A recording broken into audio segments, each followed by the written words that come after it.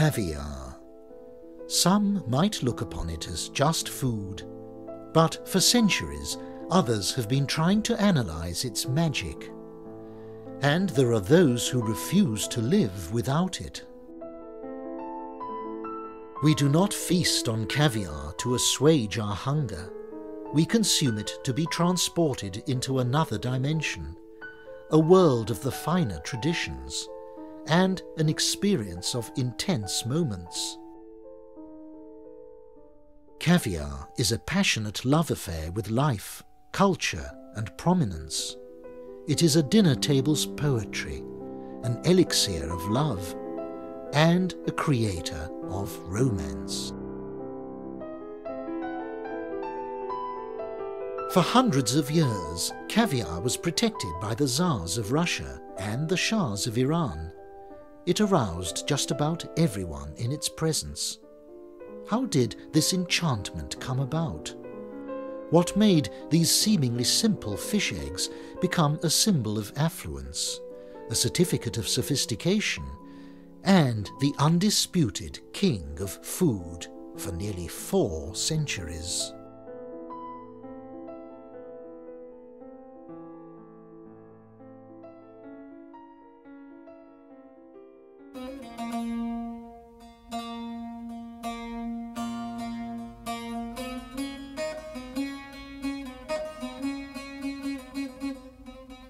Although we know little about the consumption of sturgeon and caviar before the days of Imperial Russia's abundant harvests on the great Volga River, caviar is mentioned in the texts by Herodote dating from the 5th century BC.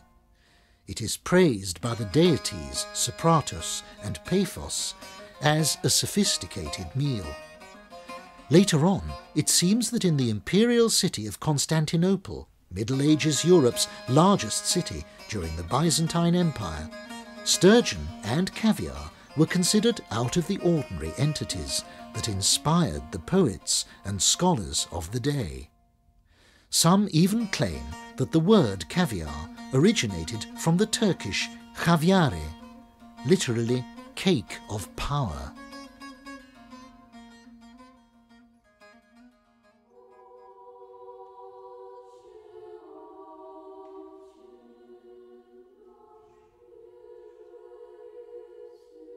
In Russia, the ancient Orthodox Church religion prescribed lengthy fast periods, during which both meat and dairy products were forbidden.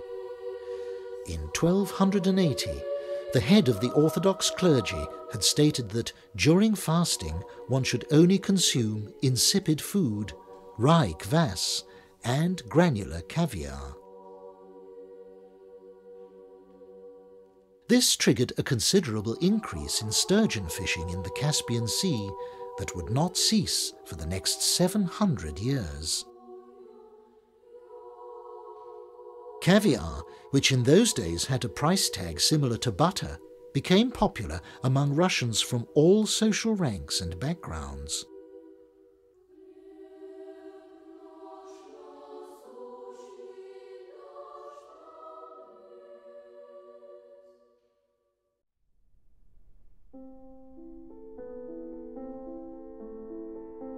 Peter I, Russia's visionary Tsar, who became known as Peter the Great, took Russia out of the Middle Ages and into modern prosperity.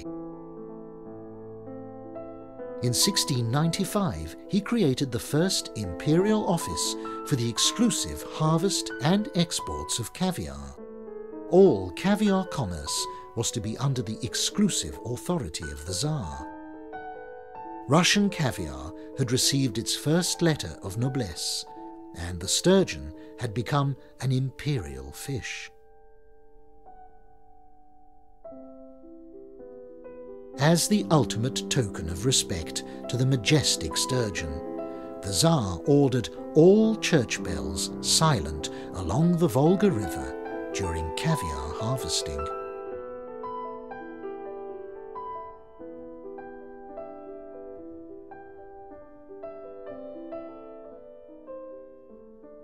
In the early 18th century, Empress Catherine I proclaimed new regulations for the commerce of caviar. Caviar exports had to be satisfied first of all, before domestic market requirements could be fulfilled. These regulations, set up in the first quarter of the 18th century, stayed firmly in force for 200 years.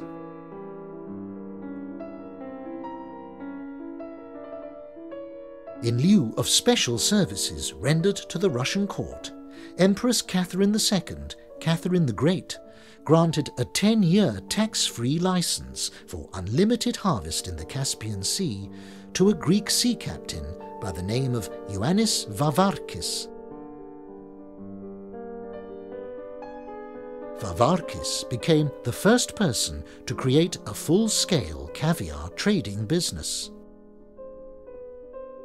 With Vavarkis's flourishing new industry, the small city of Astrakhan became a buzzing community. Cossack fishermen taught the Greek captain that by using lime tree wood from the Caucasus Mountains, impermeable staves would be created, which in return could ensure longer shelf life for the already heavily salted products.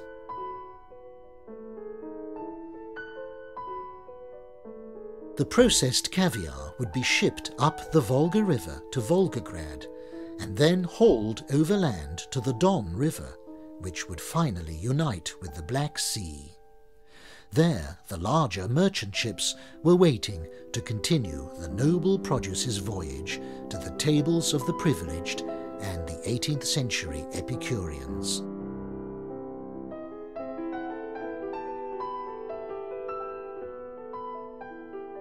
The most important advance in quality came with the modern steamboats of 1856. On board, they were able to manufacture their own ice, thus enabling the smoother tasting, lightly salted, granular caviar to enter the marketplace as an alternative to the stronger tasting traditional caviar. The new, slightly salted caviar was known as Malasol caviar.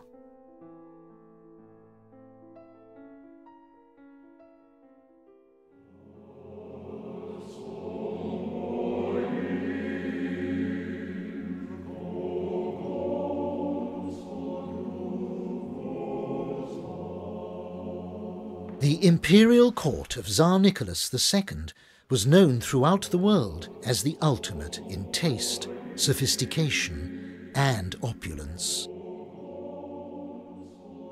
As a loving family man, the Tsar had gained respect throughout the world, even though his ability to rule over his large empire had been questioned many times.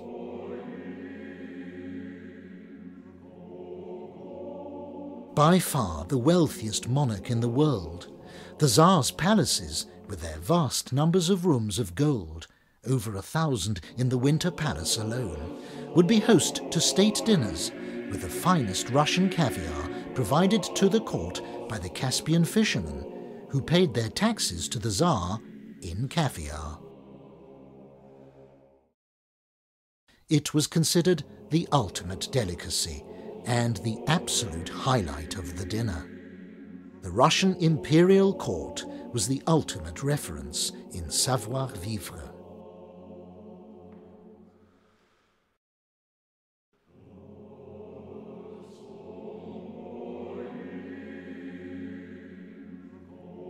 Tsar Nicholas II was still ruling in 1917, seemingly unaware of the serious threat of the immense new power of Vladimir Ilyich Lenin. That was to lead to the total demise of the 3 centuries-old Romanov dynasty. Despite the seismic change to Russia and the world brought about by the Russian Revolution of 1917, the mythical status of Russian caviar was soon to rise even further. In the wake of the revolution, one event was to put a lasting seal on the other-world aura that was to surround Caspian Sea caviar for the large part of the 20th century. The Bolsheviks' brutal murder of Tsar Nicholas and his family on July the 16th, 1918, in the Ipatiev house basement in Ekaterinburg. Already the massive changes the traumatized world had experienced through the First World War had rendered the relatively recent past a dreamlike, romantic magic. A fantasy age of indulgent opulence had probably disappeared forever. Nowhere had the indulgence been more dramatically shattered than in the new Union of Socialist Soviet Republics.